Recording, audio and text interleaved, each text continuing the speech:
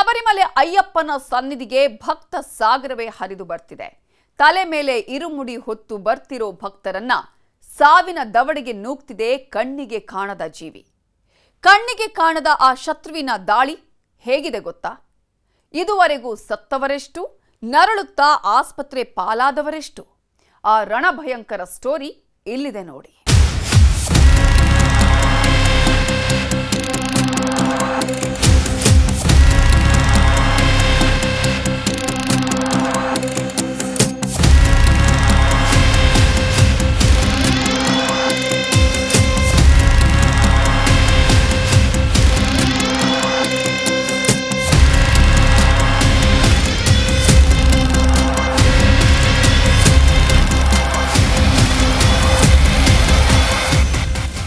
Kerala high court ರೊಚ್ಚಿಗೆದ್ದಿದೆ, ಗರಂ ಆಗಿದೆ. ರಾಜ್ಯ ಸರ್ಕಾರ ಮತ್ತು ತಿರುವಾಂಕೂರು ದೇವಸ್ವಂ ಬೋರ್ಡ್ ಅನ್ನ ತರಾಟೆಗೆ ತೆಗೆದುಕೊಂಡಿದೆ. ಶಬರಿಮಲೆಯಲ್ಲಿ ಆಗ್ತಾ ಇರುವಂತಹ ಭಕ್ತರ ದಟ್ಟಣೆ ನಿರ್ವಹಣೆಗೆ ಸಂಬಂಧಪಟ್ಟಂತೆ ಕಟುವಾಗಿ ಟೀಕಿಸಿದೆ. ದಟ್ಟಣೆಯನ್ನ ನಿಯಂತ್ರಿಸದಿದ್ದಲ್ಲಿ ಅಪಘಾತ ಅನಿವಾರ್ಯ ಅಂತ ಹೈಕೋರ್ಟ್ ಎಚ್ಚರಿಕೆಯನ್ನ ಕೊಟ್ಟಿದೆ. ಶಬರಿಮಲೆಯಲ್ಲಿ ಯಾವಾಗ ಏನಾಗುತ್ತೋ ಅನ್ನುವಂಥ ಆತಂಕ ಎಲ್ಲರನ್ನೂ ಕಾಡ್ತಾ ಇದ್ದಾಗಲೇ ಇಷ್ಟೊಂದು ಪ್ರಮಾಣದಲ್ಲಿ ದಾಂಗುಡಿ ಇರ್ತಾ ಇರುವಂಥ ಭಕ್ತರನ್ನ ನಿರ್ವಹಿಸುವಂಥದ್ದು ಹೇಗೆ ಅಂತ ಯೋಚಿಸ್ತಾ ಇದ್ದಾಗಲೇ ಶಬರಿಮಲೆಯಲ್ಲಿ ಮತ್ತೊಂದು ಆತಂಕ ನಿರ್ಮಾಣವಾಗಿದೆ. ಆ ಆತಂಕ ಇದೀಗ ಅಯ್ಯಪ್ಪನ ಭಕ್ತರ ಎದೆ ನಡುಗಿಸ್ತಾ ಇದೆ, ಜೀವನೇ ಜಲ್ಲನ್ನಿಸ್ತಾ ಇದೆ. ಅದಕ್ಕೆ ಕಾರಣ ಕಣ್ಣಿಗೆ ಕಾಣದ ನಿಗೂಢ ಶತ್ರು. ಆ ಶತ್ರುನೇ ಅಮೀಬಾ.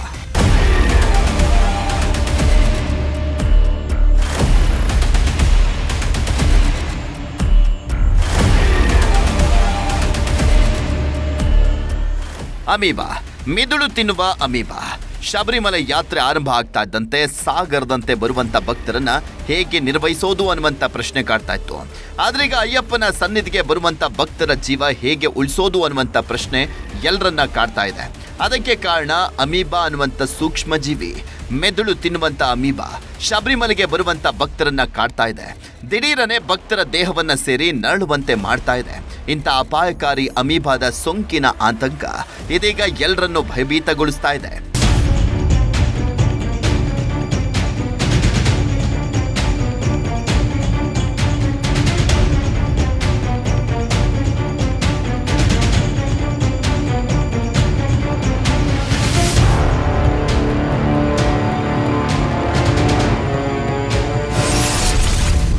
ಮೂಗಿನ ಮೂಲಕ ದೇಹ ಸೇರಿ ಮಿದುಳನ್ನೇ ತಿನ್ನುತ್ತೆ ಅಮೀಬಾ. ಎಸ್, ಅಮೀಬಾ ಅಂತಿಂತ ಜೀವಿಯಲ್ಲ, ಮನುಷ್ಯನ ನರಮಂಡಲವನ್ನೇ ಹಿಡಿಯಾಗಿ ತಿನ್ನುವ ಭಯಂಕರವಾದ ಜೀವಿ. ಅಂತ ಭಯಂಕರ ಜೀವಿ ಇದೀಗ ಅಯ್ಯಪ್ಪನ ಭಕ್ತರಲ್ಲಿ ಆತಂಕವನ್ನ ಸೃಷ್ಟಿ ಮಾಡ್ತಾ ಇದೆ. ಪಂಬಾ ನದಿಯಲ್ಲಿ ಸ್ನಾನ ಮಾಡೋರಿಗೆ ಎಚ್ಚರಿಕೆಯ ಸಂದೇಶವನ್ನ ನೀಡಲಾಗ್ತಾ ಇದೆ. ಕೇರಳ ಆರೋಗ್ಯ ಇಲಾಖೆ ಭಕ್ತರಿಗೆ ಮಾರ್ಗಸೂಚಿಗಳನ್ನು ನೀಡಿದೆ. ನದಿಯಲ್ಲಿ ತೀರ್ಥ ಸ್ನಾನ ಮಾಡುವಾಗ ಮೂಗಿಗೆ ನೀರು ಹೋಗದಂತೆ ಎಚ್ಚರ ವಹಿಸಿ, ಕುಡಿಯೋಕೆ ಬಿಸಿ ನೀರನ್ನ ಬಳಸಿ, ಆಗಾಗ ಕೈಗಳನ್ನ ತೊಳೆದುಕೊಳ್ಳುವಂತೆ ಸೂಚನೆಯನ್ನ ಕೊಡಲಾಗಿದೆ. ಈ ಎಚ್ಚರಿಕೆಯ ನಡುವೆನೆ ಜೀವ ನುಂಗುವ ಅಮೀಬಾ ಆತಂಕದ ನಡುವೆನೆ ಅಯ್ಯಪ್ಪನ ದರ್ಶನಕ್ಕೆ ಬರ್ತಾ ಇದ್ದಾರೆ ಲಕ್ಷಾಂತರ ಭಕ್ತರು.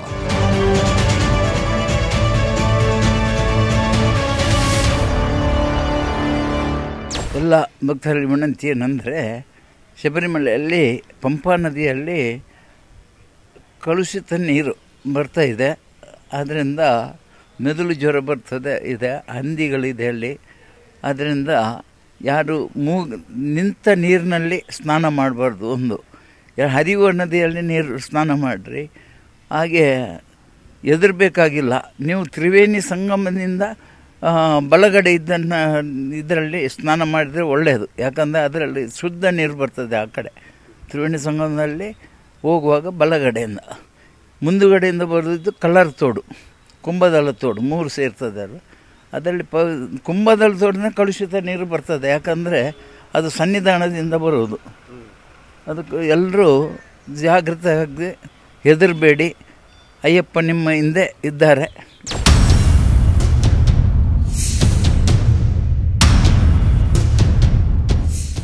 ಇನ್ನು 2024ರಲ್ಲಿ 4 ದಿನಗಳಲ್ಲಿ ಭಕ್ತರ ಸಂಖ್ಯೆ 1 ಲಕ್ಷವನ್ನ ದಾಟಿತ್ತು. ಆದರೆ ಈ ವರ್ಷ ಕೇವಲ 2 ದಿನಗಳಲ್ಲಿ ಈ ಸಂಖ್ಯೆ ಡಬಲ್ ಆಗಿದೆ.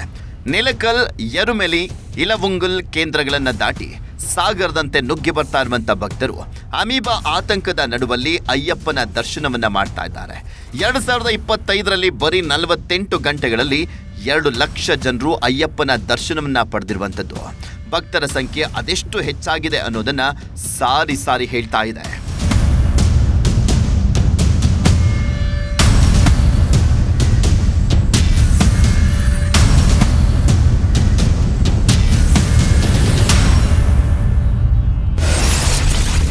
ಇನ್ನು ಮಿದುಳು ತಿನ್ನುವಂತ ಅಮೀಬಾದ ಆತಂಕದ ನಡುವಲ್ಲೂ ಶಬರಿಮಲೆಗೆ ಭಕ್ತ ಸಾಗರವೇ ಹರಿದು ಬರ್ತಾ ಇದೆ. ಶಬರಿಮಲೆ ಯಾತ್ರೆ ಆರಂಭ ಆಗಿದ್ದು ನವೆಂಬರ್ 16, 2025ರಿಂದ. ಈ ಯಾತ್ರೆ ಇರೋದು ಬರೋಬ್ಬರಿ 41 ದಿನಗಳ ಕಾಲ. ಅಷ್ಟು ದಿನಗಳವರೆಗೂ ಭಕ್ತರು ಸಾಗರದಂತೆ ಬರ್ತಾರೆ. ಇನ್ನು ಕೆಲವು ಅಂಕಿಅಂಶಗಳ ಪ್ರಕಾರ ಪ್ರತಿದಿನ 90,000 ಭಕ್ತರು ಅಯ್ಯಪ್ಪನ ದರ್ಶನವನ್ನ ಪಡೆಯಬಹುದಾಗಿತ್ತು. ಇದರಲ್ಲಿ ಆನ್ಲೈನ್ ಬುಕ್ಕಿಂಗ್ ಸಂಖ್ಯೆನೇ 70,000 ದಾಟಿದೆ. ಇನ್ನುಳಿದಂತೆ ಸ್ಥಳೀಯ ಬುಕ್ಕಿಂಗಿಗೆ ಅಂತ 20,000 ಟಿಕೆಟ್ಗಳನ್ನ ಮೀಸಲಿಡಲಾಗಿದೆ. ಆದರೆ 2 ದಿನದಲ್ಲಿ ಅಂದ್ರೆ ಕೇವಲ 48 ಗಂಟೆಗಳಲ್ಲೇ ಸುಮಾರು 2 ಲಕ್ಷ ಭಕ್ತರು ಶಬರಿಮಲೆಗೆ ಬಂದು ಅಯ್ಯಪ್ಪನ ದರ್ಶನವನ್ನ ಪಡೆದಿದ್ದಾರೆ ಅಂತ ಹೇಳಲಾಗ್ತಾ ಇದೆ.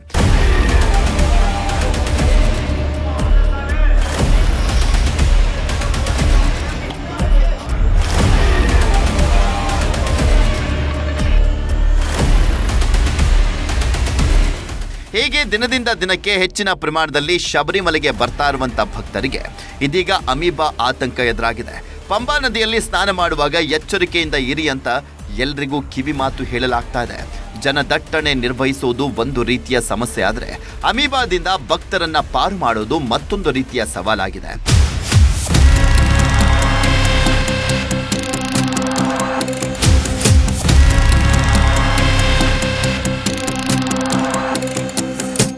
ಅಮೀಬಾ ಇದೊಂದು ಏಕಕೋಶೀಯ ಸೂಕ್ಷ್ಮಾಣು ಜೀವಿ. ಈ ಅಮೀಬಾ ಅನ್ನುವಂಥ ಸೂಕ್ಷ್ಮಾಣು ಜೀವಿಯಿಂದನೇ ನೆಗ್ಲೇರಿಯಾ ಫ್ಲೋವರಿ ಅಮೀಬಾ ಅನ್ನುವಂಥ ಸೋಂಕು ತಗುಲುತ್ತದೆ. ಈ ರೋಗ ತಗುಲಿದ ನಂತರ ತೀವ್ರ ತಲೆನೋವು ಮತ್ತು ವಿಪರೀತ ಜ್ವರ ಕಾಣಿಸಿಕೊಳ್ಳುತ್ತದೆ. ಗಂಟಲು ನೋವು ಮತ್ತು ವಾಂತಿ ಜೊತೆಗೆ ಕೆಲವೊಮ್ಮೆ ಗ್ರಹಣ ಶಕ್ತಿಯೂ ಕೂಡ ಕಡಿಮೆ ಆಗುತ್ತದೆ. ಕಾಲಕ್ರಮೇಣ ಮಾನಸಿಕ ಗೊಂದಲ, ಖಿನ್ನತೆಯೂ ಕೂಡ ಉಂಟಾಗುತ್ತದೆ ಅಂತ ಹೇಳಲಾಗ್ತಾ ಇದೆ. ಈ ರೋಗವು ಹೆಚ್ಚಾಗಿ ರೋಗಿಯು ಕೋಮಾಗೆ ಹೋಗಬಹುದು, ಕೆಲವೊಮ್ಮೆ ಮರಣಕ್ಕೂ ತುತ್ತಾಗಬಹುದು. ಹೀಗಾಗಿ ಅಮೀಬಾ ಅನ್ನುವಂಥ ಸೂಕ್ಷ್ಮ ಜೀವಿ ಇದೀಗ ಭಕ್ತರ ಆತಂಕವನ್ನ ಹೆಚ್ಚಾಗಿಸ್ತಾ ಇದೆ. ಅಮೀಬಾ ರೋಗದ ರಹಸ್ಯ ಇದೀಗ ಜೀವ ಜಲ್ಲನ್ನಿಸ್ತಾ ಇದೆ. ಈ ರೋಗದ ಪ್ರಾಥಮಿಕ ಹೆಸರು ಅಮೀಬಿಕ್ ಮೆನಿಂಗೋ ಎನ್ಸೆಫಲೈಟಿಸ್ ಅಂತ. ಇದು ಸೃಷ್ಟಿಯಾಗೋದು ನೆಗ್ಲೇರಿಯಾ ಫ್ಲೋವರಿ ಅನ್ನುವಂಥ ಸೂಕ್ಷ್ಮ ಜೀವಿಯಿಂದ, ಅಂದ್ರೆ ಅಮೀಬಾದಿಂದ. ಇದು ಹರಡುವಂಥದ್ದು ಕಲುಷಿತ ನೀರು ಮೂಗಿಗೆ ಹೋದಾಗ. ಇನ್ನು ಈ ಅಮೀಬಾ 46 ಡಿಗ್ರಿ ಸೆಲ್ಸಿಯಸ್ನಲ್ಲೂ ಕೂಡ ಬೆಳವಣಿಗೆ ಆಗುತ್ತದಂತೆ. ಈ ಅಮೀಬಾ ರೋಗ ದಾಳಿ ಮಾಡಿದರೆ 97%ಕ್ಕೂ ಹೆಚ್ಚು ಮರಣ ಪ್ರಮಾಣ ಇದೆಯಂತೆ. ಹೀಗಾಗಿ ಇದನ್ನ ತಡೆಗಟ್ಟುವಿಕೆ ಮುಂಜಾಗ್ರತಾ ಕ್ರಮ ಅಂದ್ರೆ ನೀರು ಶುದ್ಧೀಕರಣ ಮಾಡಿ ಕುಡಿಯೋದು ಮತ್ತು ಅಮೀಬಾ ಜೀವಿ ಮೂಗಿನ ಮೂಲಕ ದೇಹ ಸೇರದಂತೆ ಮೂಗನ್ನ ರಕ್ಷಣೆ ಮಾಡೋದು. ಇನ್ನು ಕೇರಳ ಆರೋಗ್ಯ ಇಲಾಖೆಯು ಶಬರಿಮಲೆ ಯಾತ್ರಿಕರಿಗೆ ವಿಶೇಷ ಸೂಚನೆಗಳನ್ನ ಕೊಟ್ಟಿದೆ. ಬೆಟ್ಟ ಹತ್ತುವಾಗ ಆಗಾಗ ವಿಶ್ರಾಂತಿ ಪಡೆಯುವಂತೆ ಸೂಚನೆಯನ್ನ ಕೊಡಲಾಗಿದೆ. ಹೈಡ್ರೇಷನ್ ಮೇಂಟೈನ್ ಮಾಡಲಿಕ್ಕೆ ಸಾಕಷ್ಟು ನೀರು ಕುಡಿಯುವಂತೆ ಶಿಫಾರಸನ್ನ ಮಾಡಲಾಗಿದೆ. ಶೌಚಾಲಯಗಳನ್ನ ಕಡ್ಡಾಯವಾಗಿ ಬಳಸುವಂತೆ ಹೇಳಿದೆ. ಆಹಾರ ಸೇವನೆಯಲ್ಲಿ ಎಚ್ಚರಿಕೆ ವಹಿಸಿ ತೊಳೆದ ಹಣ್ಣುಗಳು ಮತ್ತು ಶುದ್ಧ ಆಹಾರವನ್ನ ಮಾತ್ರ ಸೇವಿಸುವಂತೆ ಸೂಚನೆಯನ್ನ ಕೊಡಲಾಗಿದೆ. ರೋಗ ನಿರೋಧಕ ಶಕ್ತಿ ಹೆಚ್ಚಿಸಲಿಕ್ಕೆ ಪೌಷ್ಟಿಕ ಆಹಾರ ಸೇವಿಸುವಂತೆ ಭಕ್ತರಿಗೆ ತಿಳಿಸಲಾಗಿದೆ. ವಾಹನಗಳಲ್ಲಿ ಸಾಕಷ್ಟು ನೀರು ಸಾಗಣೆ ಮಾಡಿಕೊಂಡು ಹೋಗುವಂತೆ ಸಲಹೆಯನ್ನ ಕೊಡಲಾಗಿದೆ. ಇದರ ಜೊತೆಗೆ ತುರ್ತು ಸ್ಥಿತಿಗೂ ಸಿದ್ಧ ಇರುವಂತೆ ಎಚ್ಚರಿಕೆಯನ್ನ ಕೊಡಲಾಗಿದೆ. ಈ ವರ್ಷ ಭಕ್ತರ ಪ್ರಮಾಣ ಹೆಚ್ಚಾಗಿರೋದ್ರಿಂದ ಇದು ಕೇರಳ ಪೊಲೀಸರಿಗೂ ಕೂಡ ತಲೆನೋವಾಗಿದೆ. ಕಳೆದ ವರ್ಷ 4 ದಿನಗಳಲ್ಲಿ ಭಕ್ತರ ಸಂಖ್ಯೆ 1 ಲಕ್ಷ ದಾಟಿತ್ತು. ಆದರೆ ಈ ವರ್ಷ ಕೇವಲ 2 ದಿನಗಳಲ್ಲಿ ಈ ಸಂಖ್ಯೆ ಡಬಲ್ ಆಗಿದೆ. ಇದರಿಂದ ನಿರ್ವಹಣೆ ಬೃಹತ್ ಸವಾಲಾಗಿದೆ. ಹೀಗಾಗಿ ಎರುಮೇಲಿ, ನೀಲಕಲ್ನಲ್ಲಿ ವಾಹನಗಳನ್ನು ನಿಲ್ಲಿಸಲಾಗ್ತಾ ಇದೆ. ಯಾತ್ರಿಕರ ಸುರಕ್ಷತೆಗೆ ವಿಶೇಷ ತಂಡಗಳನ್ನು ನಿಯೋಜನೆ ಮಾಡಲಾಗಿದೆ. ಸರ್, ಯಾವುದೇ ಥರದ ಆ ಥರ ಭಯದ ವಾತಾವರಣ ಅಲ್ಲಿಲ್ಲ. ಏನು ಪ್ರತಿ ಸಾರನೂ ನಾವು ಶಬರಿಮಲೆ ಯಾತ್ರೆ ಕಳ್ಕೊಂಡು ಒಂದು ಭಯದ ವಾತಾವರಣ ಅಲ್ಲಿ ಸೃಷ್ಟಿ ಆಗ್ತಿರ್ತದೆ. ಅದಕ್ಕೆ ಯಾರು ಆ ಥರ ತಲೆ ಕೆಡಿಸ್ಕೊಂಡು ಹೋಗುವಂತೇನಿಲ್ಲ. ಏನಾಗುತ್ತೆ ಅಂತ ಹೇಳಿದ್ರೆ ಹೋಗುವವರು ನಮ್ಮ ಜಾಗ್ರತೆಯಲ್ಲಿಂದ ಹೋದರೆ ಭಾಳ ಉತ್ತಮ. ಯಾಕಂದರೆ ಇಲ್ಲಿ ಮೊನ್ನೆ ಪೂಜ್ಯ ಗುರು ಆನಂದ ಗುರುಸ್ವಾಮಿರು ಸಹ ದಿನ ಅದನ್ನೇ ಎಚ್ಚರಿಕೆ ಮಾಡ್ತಾ ಇದ್ದಾರೆ. ಮತ್ತು ಪಂಪಾ ಅನ್ನೋದೊಂದು ಪವಿತ್ರ ನದಿ, ಅದು ಹರಿಯುವ ನದಿ. ಆ ನದಿಯಲ್ಲಿ ಯಾವುದೇ ಥರದ ಒಂದು ಆ ಥರ ಕಲ್ಮಶಗಳು ಆ ಥರ ಒಂದು ಕ್ರಿಮಿಕೀಟಗಳು ಅಂತ ಇರ್ತಾವಂತೇಳಿ ಏನು ಸುದ್ದಿ ಹಬ್ಸ್ತಾ ಇದ್ದಾರೆ, ಅದು ಸುಳ್ಳು. ಆ ಥರ ಏನು ಇರಲಿಕ್ಕಿಲ್ಲ.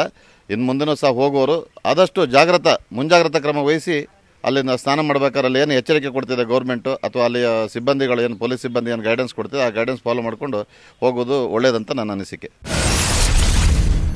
18 ಗಂಟೆ ಕಾದರೂ ಸಿಗ್ತಾ ಇಲ್ಲ ಅಯ್ಯಪ್ಪ ಸ್ವಾಮಿ ದರ್ಶನ. ಇನ್ನು ಈ ವರ್ಷ ಭಕ್ತರ ಸಂಖ್ಯೆ ಹೆಚ್ಚಾಗಿರೋದ್ರಿಂದ ಅನೇಕ ಸವಾಲುಗಳು ಎದುರಾಗ್ತಾ ಇದ್ದಾವೆ. ಅಯ್ಯಪ್ಪನ ದರ್ಶನಕ್ಕೆ ಸರಿಸುಮಾರು 18 ಗಂಟೆಗಳ ಕಾಲ ಸರತಿ ಸಾಲಿನಲ್ಲಿ ನಿಲ್ಲಬೇಕಾದಂಥ ಪರಿಸ್ಥಿತಿ ನಿರ್ಮಾಣ ಆಗಿದೆ. ಸಣ್ಣ ಮಕ್ಕಳು ಮತ್ತು ವೃದ್ಧರು ಅಯ್ಯಪ್ಪನ ಸನ್ನಿಧಿಗೆ ಬರ್ತಾ ಇರೋದ್ರಿಂದ ಅವರೆಲ್ಲ 18 ಗಂಟೆ ಸರತಿ ಸಾಲಲ್ಲಿ ನಿಲ್ಲೋದು ಕಷ್ಟ ಆಗ್ತಾ ಇದೆ. ಭಕ್ತರಿಗೆ ಸಮಸ್ಯೆ ಆಗಬಾರದು ಅಂತಾನೆ ಆಹಾರ ಮತ್ತು ನೀರು ಸರಬರಾಜು ಮಾಡೋಕೆ ವ್ಯವಸ್ಥೆ ಮಾಡಲಾಗ್ತಾ ಇದೆ. ಆದರೆ ಭಕ್ತರು ಬರ್ತಾ ಇರುವಂಥ ಫೋರ್ಸ್ ಅನ್ನು ನೋಡಿದ್ರೆ ಅದ್ಯಾವುದು ಭಕ್ತರಿಗೆ ಸಾಕಾಗ್ತಾ ಇಲ್ಲ. ಊಟ ಇರಲಿ, ಕುಡಿಯೋಕೆ ನೀರು ಕೂಡ ಕೆಲವೊಮ್ಮೆ ಕಷ್ಟ ಅಂತ ಅನಿಸ್ತಾ ಇದೆ. ಇದರ ಜೊತೆಗೆ ಅಮೀಬಾ ಸೋಂಕಿನ ಆತಂಕದಿಂದ ನದಿಯಲ್ಲಿ ಸ್ನಾನ ಮಾಡಲಿಕ್ಕೆ ಭಕ್ತರು ಹಿಂಜರಿತಾ ಇದ್ದಾರೆ.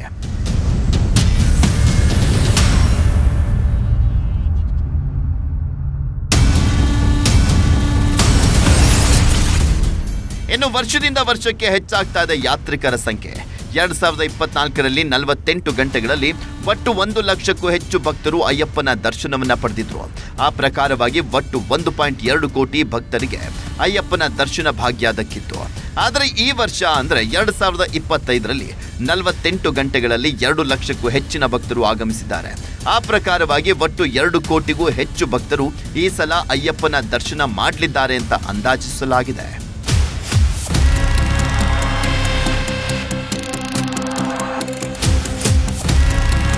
ಹೀಗೆ ಈ ವರ್ಷ ಅಯ್ಯಪ್ಪನ ಸನ್ನಿಧಿಗೆ ಹೆಚ್ಚಿನ ಪ್ರಮಾಣದಲ್ಲಿ ಭಕ್ತರು ಆಗಮಿಸುತ್ತಾರೆ ಅನ್ನೋದು ಎಲ್ರಿಗೂ ಗೊತ್ತಾಗಿತ್ತು. ಹೀಗಾಗಿ ತಿರುವಂಕೂರು ದೇವಸ್ವಂ ಟ್ರಸ್ಟ್ ಮತ್ತು ಕೇರಳ ಸರ್ಕಾರ ಭಕ್ತರ ಸಂಖ್ಯೆ ಹೆಚ್ಚಾದರೆ ನಿಭಾಯಿಸೋದು ಹೇಗೆ ಅನ್ನೋದನ್ನ ಪ್ಲಾನ್ ಮಾಡಿತ್ತು. ಆ ಪ್ರಕಾರವಾಗಿ ಜನರನ್ನ ನಿಯಂತ್ರಿಸುವ ಬಗ್ಗೆ ಪ್ಲಾನ್ ಮಾಡಲಾಗಿತ್ತು. ಆದ್ರೀಗ ಶಬರಿಮಲೆಯಲ್ಲಿ ಇದೀಗ ದಿಢೀರಂತ ಹೊಸ ಸಮಸ್ಯೆ ಎದುರಾಗಿದೆ. ಅಮೀಬಾ ಅನ್ನುವಂಥ ಸೂಕ್ಷ್ಮ ಜೀವಿ ದಾಳಿಯನ್ನ ಮಾಡಿದ್ದು ಇದೀಗ ಎಲ್ಲರನ್ನೂ ಆತಂಕಕ್ಕೆ ನೂಕಿದೆ. ಇನ್ನು ಶಬರಿಮಲೆಯಲ್ಲಿ ಎಲ್ಲ ಕಡೆಗಳಲ್ಲಿ ವೈದ್ಯಕೀಯ ಸಮಸ್ಯೆ ಮಾಡಲಾಗ್ತಾ ಇದೆ. ಯಾತ್ರಾ ಮಾರ್ಗದಲ್ಲಿ ಅನೇಕ ವೈದ್ಯಕೀಯ ಕೇಂದ್ರಗಳನ್ನು ಸ್ಥಾಪನೆ ಮಾಡಲಾಗಿದೆ. ತುರ್ತು ಚಿಕಿತ್ಸೆಗಾಗಿ ಎಲ್ಲ ರೀತಿಯಲ್ಲೂ ಸಿದ್ಧತೆ ಮಾಡಿಕೊಡಲಾಗಿದೆ. ಆಂಬ್ಯುಲೆನ್ಸ್ ಸೇವೆ ಮತ್ತು ಟ್ರಾನ್ಸ್ಪೋರ್ಟ್ ವ್ಯವಸ್ಥೆಯನ್ನ ಮಾಡಲಾಗಿದೆ.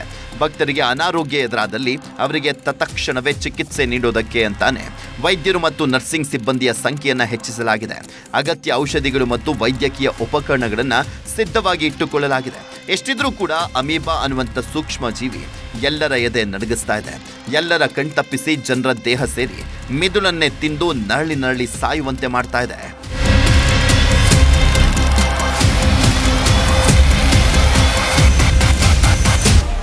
ಅಮೀಬಾ ಕೇರಳದಲ್ಲಿ ಇದೀಗ ಅಮೀಬಾದೆ ಸದ್ದು, ಅಮೀಬಾದೆ ಸುದ್ದಿ. ಅಮೀಬಾ ಅನ್ನುವಂಥ ಕಣ್ಣಿಗೆ ಕಾಣದ ಸೂಕ್ಷ್ಮಾಣು ಜೀವಿ, ಏಕಕೋಶೀಯ ಜೀವಿ ಇದೀಗ ಇಡೀ ಕೇರಳವನ್ನೇ ದಂಗಾಗಿಸಿ ಬಿಟ್ಟಿದೆ. ಅದರಲ್ಲೂ ಕೇರಳಕ್ಕೆ ಹೋಗ್ತಾ ಇರುವಂಥ ಅಯ್ಯಪ್ಪ ಸ್ವಾಮಿಯ ಭಕ್ತರನ್ನ ಜೀವ ಭಯದಲ್ಲಿ ನೂಕಿದೆ. ದೇಶದ ಮೂಲೆ ಮೂಲೆಯಿಂದ ಕೇರಳಕ್ಕೆ ಭಕ್ತರು ಬರ್ತಾ ಇರೋದ್ರಿಂದ ಅಮೀಬಾ ದಾಳಿಯ ಆತಂಕ ಇನ್ನಷ್ಟು ಹೆಚ್ಚಾಗಿ ಬಿಟ್ಟಿದೆ.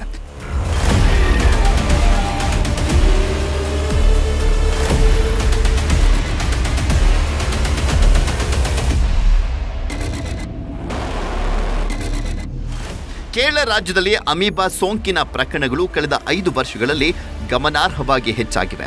2023ರಲ್ಲಿ ಕೇರಳದಲ್ಲಿ 15ರಿಂದ 20 ಪ್ರಕರಣಗಳು ದಾಖಲಾಗಿದ್ದು ಹಿಂದಿನ ವರ್ಷಕ್ಕೆ 30% ಹೆಚ್ಚಳವಾಗಿತ್ತು.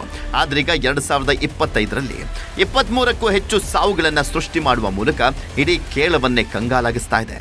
ಹಿಂಗೆ ಕೇರಳದಲ್ಲಿ ಸಾವಿನ ನರ್ತನ ಮಾಡ್ತಾ ಇರುವಂಥ ಟೈಮಲ್ಲಿ ಶಬರಿಮಲೆ ಅಯ್ಯಪ್ಪನ ಸನ್ನಿಧಿಗೆ ಮಾತ್ರ ಆರಂಭ ಆಗಿರೋದ್ರಿಂದ ಹೆಚ್ಚಿನ ಸಂಖ್ಯೆಯಲ್ಲಿ ಭಕ್ತರು ಬರ್ತಾ ಇರೋದ್ರಿಂದ ಎದೆ ಬಡಿತ ಇನ್ನಷ್ಟು ಜೋರಾಗಿ ಬಿಟ್ಟಿದೆ. ಇನ್ನು ಅಮೀಬಾ ಪ್ರಕರಣಗಳು ಕೇರಳದ ಕೆಲವು ಪ್ರದೇಶಗಳಲ್ಲಿ ಪದೇ ಪದೇ ಕಾಣಿಸಿಕೊಳ್ತಾ ಇರುವಂಥದ್ದು ಆತಂಕಕಾರಿ ಅನ್ನಿಸ್ತಾ ಇದೆ. ಕೇರಳದ ಕೋಚಿಕೋಡ್, ಮಲಪ್ಪುರಂ ಮತ್ತು ಕಣ್ಣೂರು ಜಿಲ್ಲೆಗಳಲ್ಲಿ ಹೆಚ್ಚಿನ ಪ್ರಕರಣಗಳು ದಾಖಲಾಗಿದೆ. ಇನ್ನು ಅಮೀಬಾ ನೀರಿನಲ್ಲೇ ಇರೋದ್ರಿಂದ ಪಂಬಾ ನದಿ ಸಹಿತ ಕೇರಳದ ಹಲವು ಜಲಾಶಯಗಳಲ್ಲಿ ಅಮೀಬಾ ಇರುವಂಥ ಸಾಧ್ಯತೆಯನ್ನು ಪರೀಕ್ಷೆ ಮಾಡಲಾಗ್ತಾ ಇದೆ. ಕೇರಳ ಸರ್ಕಾರ ವಿಶೇಷ ಮೇಲ್ವಿಚಾರಣೆ ಮಾಡ್ತಾ ಇದ್ದು ಯಾತ್ರಿಕರು ಮತ್ತು ಸ್ಥಳೀಯರಿಗೆ ಎಚ್ಚರಿಕೆ ನೀಡ್ತಾ ಇದೆ. ಯಾಕಂದ್ರೆ ಈ ಅಮೀಬಾ ಸಾಮಾನ್ಯವಾದದ್ದಲ್ಲ, ಮೆದುಳನ್ನೇ ತಿಂದು 8ರಿಂದ 10 ದಿನದಲ್ಲಿ ಜೀವಾನೇ ನುಂಗುವ ಅಮೀಬಾ.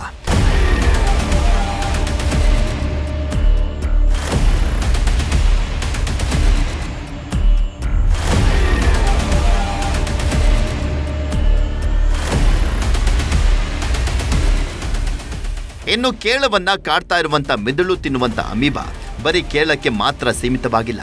ಭಾರತದಲ್ಲಿ ಅಮೀಬಾ ಸೋಂಕಿನ ಆತಂಕ ಮನೆ ಮಾಡಿದೆ. ಭಾರತದಲ್ಲಿ ಪ್ರತಿ ವರ್ಷ 50ರಿಂದ 100 ಅಮೀಬಾ ಪ್ರಕರಣಗಳು ದಾಖಲಾಗ್ತಾ ಇದ್ದಾವೆ ಅಂತ ಹೇಳಲಾಗ್ತಾ ಇದೆ. ಆದರೆ ನಿಜವಾದ ಸಂಖ್ಯೆ ಇದಕ್ಕಿಂತ ಹೆಚ್ಚಾಗಿನೇ ಇದೆ ಅಂತ ಹೇಳಲಾಗ್ತಾ ಇದೆ. ಅದರಲ್ಲೂ ದಕ್ಷಿಣ ಭಾರತದ ರಾಜ್ಯಗಳಾಗಿರುವಂಥ ಕೇರಳ, ತಮಿಳುನಾಡು, ಆಂಧ್ರ ಪ್ರದೇಶ, ಕರ್ನಾಟಕದಲ್ಲಿ ಅಮೀಬಾ ಆತಂಕ ಹೆಚ್ಚಾಗಿದೆ.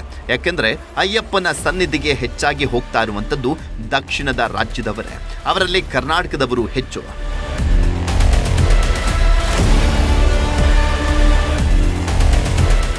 ಜಾಗತಿಕ ಮಟ್ಟದಲ್ಲಿ ಹೇಳೋದಾದ್ರೆ ಪ್ರತಿ ವರ್ಷ 400ರಿಂದ 500 ಅಮೀಬಾ ಪ್ರಕರಣಗಳು ಪತ್ತೆ ಆಗ್ತಾ ಇದ್ದಾವೆ ಅಂತ ಹೇಳಲಾಗ್ತಾ ಇದೆ. ಆದರೆ ನಿಜವಾದ ಅಂಕಿಅಂಶ ಇದಕ್ಕಿಂತಲೂ ಕೂಡ ಹೆಚ್ಚಾಗಿದೆ. ಅದರಲ್ಲೂ ಜಗತ್ತಿನ ದೊಡ್ಡಣ್ಣ ಅಮೆರಿಕ ಸಂಯುಕ್ತ ಸಂಸ್ಥಾನಗಳಲ್ಲಿ ಅತಿ ಹೆಚ್ಚು ಅಮೀಬಾ ದಾಳಿಯ ಪ್ರಕರಣಗಳು ದಾಖಲಾಗ್ತಾ ಇದ್ದಾವೆ. ವಿಶೇಷವಾಗಿ ಟೆಕ್ಸಾಸ್ ಮತ್ತು ಫ್ಲೋರಿಡಾ ರಾಜ್ಯಗಳಲ್ಲಿ ಅಮೀಬಾ ಸಾವಾಗಿ ಕಾಡ್ತಾ ಇದೆ. ಆಸ್ಟ್ರೇಲಿಯಾ ಮತ್ತು ಏಷ್ಯಾ ಖಂಡಗಳಲ್ಲೂ ಗಮನಾರ್ಹ ಪ್ರಮಾಣದಲ್ಲಿ ಅಮೀಬಾ ದಾಳಿ ಆಗ್ತಾ ಇತ್ತು. ಇದೀಗ ಕೇರಳವನ್ನ ಕಂಗಾಲಾಗಿಸ್ತಾ ಇದೆ ಅಮೀಬಾ. ಯಾಕಂದ್ರೆ ಈ ಅಮೀಬಾ ಒಂದ್ಸಲ ದಾಳಿ ಮಾಡಿದ್ರೆ ಉಳಿಯುವಂತ ಚಾನ್ಸು ಬರೀ 3% ಅಷ್ಟೇ. 97% ಸಾವು ಕಟ್ಟಿಟ್ಟ ಬುತ್ತಿನೇ.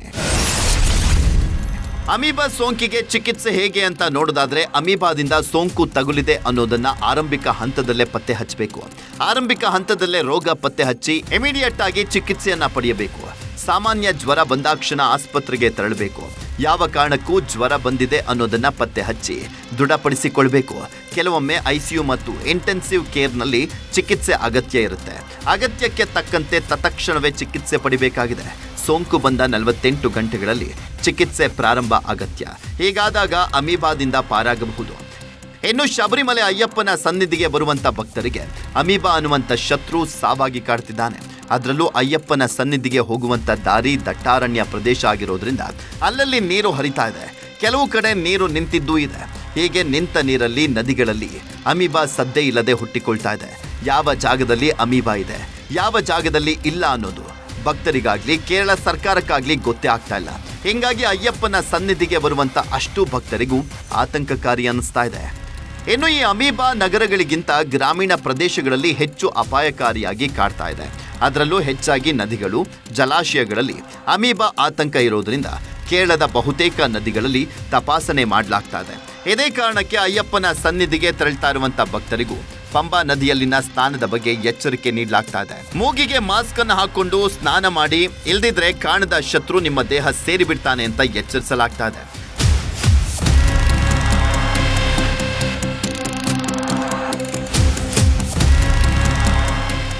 ಮೂಗಿಗೆ ನೀರು ಹೋಗದಂತೆ ವಿಶೇಷ ಎಚ್ಚರಿಕೆ ವಹಿಸಲಿಕ್ಕೆ ಸಲಹೆ ಕೊಡಲಾಗ್ತಾ ಇದೆ. ಅದಕ್ಕಾಗಿ ಮಾಸ್ಕ್ ಅಥವಾ ನೋಸ್ ಕ್ಲಿಪ್ಗಳನ್ನು ಬಳಸಲಿಕ್ಕೆ ಸೂಚನೆಯನ್ನು ಕೊಡಲಾಗ್ತಾ ಇದೆ. ನೀರು ಕುಡಿಯುವ ಮುನ್ನ ಕನಿಷ್ಠ 10 ನಿಮಿಷಗಳ ಕಾಲ ಕುದಿಸಬೇಕು. ಆ ಕುದಿಸಿದ ನೀರನ್ನೇ ಸೇವಿಸಲಿಕ್ಕೆ ಅಯ್ಯಪ್ಪನ ಭಕ್ತರಿಗೆ ಸಲಹೆ ನೀಡಲಾಗ್ತಾ ಇದೆ. ನೈಸರ್ಗಿಕ ನೀರಿನ ಚಿಲುಮೆಗಳು ಮತ್ತು ಬಿಸಿ ನೀರಿನ ಚಿಲುಮೆಗಳಲ್ಲಿ ಸ್ನಾನ ಮಾಡುವುದನ್ನು ಆದಷ್ಟು ನಿಲ್ಲಿಸಿಬಿಡಿ ಅಂತ ಹೇಳಲಾಗ್ತಾ ಇದೆ. ನದಿಗಳು, ಜಲಾಶಯಗಳ ಜೊತೆಗೆ ಪಬ್ಲಿಕ್ ಸ್ವಿಮ್ಮಿಂಗ್ ಪೂಲ್ಗಳಲ್ಲಿ ಕ್ಲೋರಿನ್ ಮಟ್ಟ ಸರಿಯಾಗಿದೆಯಾ ಅಂತ ಪರಿಶೀಲಿಸಲಿಕ್ಕೆ ಅಧಿಕಾರಿಗಳು ಮುಂದಾಗಿದ್ದಾರೆ.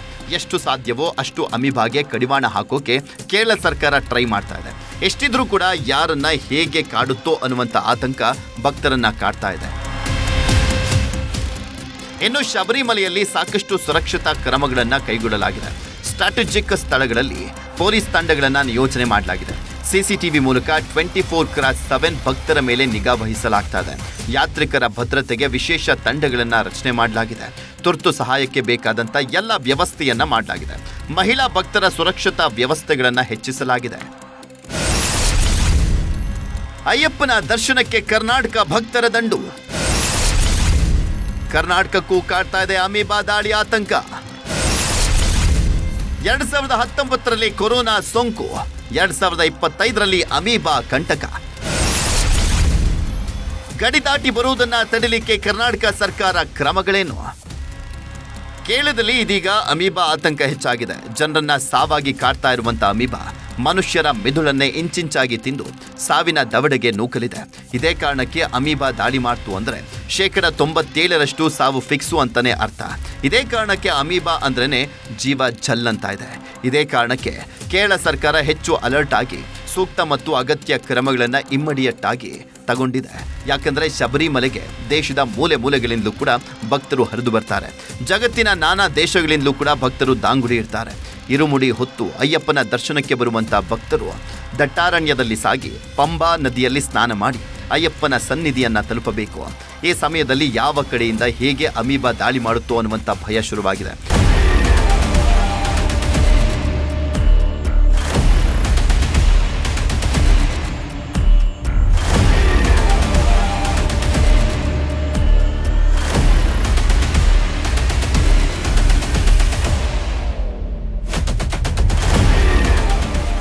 ಇನ್ನು ಕೇರಳದಲ್ಲಿ ಆತಂಕ ಸೃಷ್ಟಿಸಿರುವಂಥ ಅಮೀಬಾ ಇದೀಗ ಕರ್ನಾಟಕವನ್ನ ಕಾಡ್ತಾ ಇದೆ.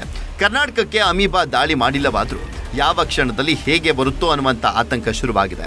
ಶಬರಿಮಲೆ ಅಯ್ಯಪ್ಪನ ದರ್ಶನಕ್ಕೆ ಕರ್ನಾಟಕದಿಂದಲೂ ಕೂಡ ಸಾಕಷ್ಟು ಮಂದಿ ಹೋಗ್ತಾರೆ. ಹೀಗೆ ಕರ್ನಾಟಕದಿಂದ ಹೋಗುವಂಥ ಭಕ್ತರಿಗೆ ಅಮೀಬಾ ದಾಳಿ ಮಾಡಿದರೆ ಏನು ಮಾಡೋದು ಅನ್ನುವಂಥ ಆತಂಕ ಶುರುವಾಗಿದೆ.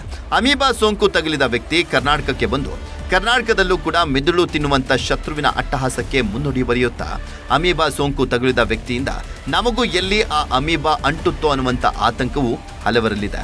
ಆದರೆ ಆ ಥರ ಏನೂ ಆಗಲ್ಲ. ಯಾಕಂದರೆ ಈ ಅಮೀಬಾ ಮನುಷ್ಯರಿಂದ ಮನುಷ್ಯರಿಗೆ ಹರಡಲ್ಲ ಅನ್ನೋದೇ ನಿರಾಳತೆಯ ವಿಷಯ. ನೀರಿನಿಂದ ಮನುಷ್ಯರ ಮೂಗಿನ ಮೂಲಕ ದೇಹ ಸೇರುತ್ತೆ ಅಮೀಬಾ. ಮನುಷ್ಯರಿಂದ ಮನುಷ್ಯರಿಗೆ ಅಮೀಬಾ ಸೋಂಕು ಹರಡೋದಿಲ್ಲ. ಎಸ್, ಕೇರಳಕ್ಕೆ ಹೋಗಿರುವಂಥ ಕರ್ನಾಟಕದ ಭಕ್ತರು ಅಮೀಬಾ ದಾಳಿಯ ಭೀತಿಯಲ್ಲಿದ್ದಾರೆ. ನಮಗೂ ಎಲ್ಲಿ ಅಮೀಬಾದಿಂದ ಸೋಂಕು ಅಂಟಿಕೊಳ್ಳುತ್ತೋ ಅನ್ನುವಂಥ ಆತಂಕದಲ್ಲಿದ್ದಾರೆ. 2019ರಲ್ಲಿ ಕೇರಳದಿಂದ ಕರ್ನಾಟಕಕ್ಕೆ ಕೊರೋನಾ ಮಾರಿ ನುಗ್ಗಿ ಬಂದಿತ್ತು. ಅದೇ ಥರ ಅಮೀಬಾನು ಕೂಡ ಕೇರಳದಿಂದ ಕರ್ನಾಟಕಕ್ಕೆ ಬರುತ್ತಾ ಅನ್ನುವಂಥ ಆತಂಕದ ಪ್ರಶ್ನೆ ಹಲವರಲ್ಲಿತ್ತು. ಆದರೆ ಇದು ನೀರಿನಿಂದ ಮನುಷ್ಯನ ಮೂಗಿನ ಮೂಲಕ ಮನುಷ್ಯನ ದೇಹ ಸೇರಿ ಮಿದುಳನ್ನು ತಿನ್ನುವಂಥ ಏಕಕೋಶೀಯ ಜೀವಿಯಾಗಿದೆ. ಆದರೆ ಒಬ್ಬ ಮನುಷ್ಯನ ದೇಹ ಸೇರಿದ ಅಮೀಬಾ ಆ ವ್ಯಕ್ತಿಯಿಂದ ಮತ್ತೊಬ್ಬ ವ್ಯಕ್ತಿಗೆ ಹರಡೋದಿಲ್ಲ. ಯಾಕಂದರೆ ಅಮೀಬಾ ಒಬ್ಬರಿಂದ ಒಬ್ಬರಿಗೆ ಹರಡೋದಿಲ್ಲ. ಹೀಗಾಗಿ ಆತಂಕ ಪಡುವಂಥ ಅಗತ್ಯವಿಲ್ಲ ಅಂತಾರೆ ವೈದ್ಯರು. ಹೆಂಗಿದ್ರೂ ಈ ವರ್ಷ ಅತಿ ಹೆಚ್ಚು ಸಂಖ್ಯೆಯಲ್ಲಿ ಅಯ್ಯಪ್ಪನ ಸನ್ನಿಧಿಗೆ ಭಕ್ತರು ಬರ್ತಾ ಇರೋದ್ರಿಂದ ಇದೇ ಟೈಮಲ್ಲಿ ಅಮೀಬಾ ಅಟ್ಟಹಾಸ ಶುರುವಾಗಿರೋದ್ರಿಂದ ಆತಂಕ ಮನೆ ಮಾಡಿದೆ. ಮಕ್ಕಳು ವೃದ್ಧರನ್ನ ಕರ್ಕೊಂಡು ಅಯ್ಯಪ್ಪನ ದರ್ಶನಕ್ಕೆ ಬರ್ತಾ ಇರುವಂಥ ಭಕ್ತರ ಎದೆಯಲ್ಲಿ ಭಕ್ತಿಯ ಜೊತೆಗೆ ಕಣ್ಣಿಗೆ ಕಾಣದ ಶತ್ರು ಅಮೀಬಾದ ಭಯಾನೂ ಕೂಡ ಅಡಗಿದೆ.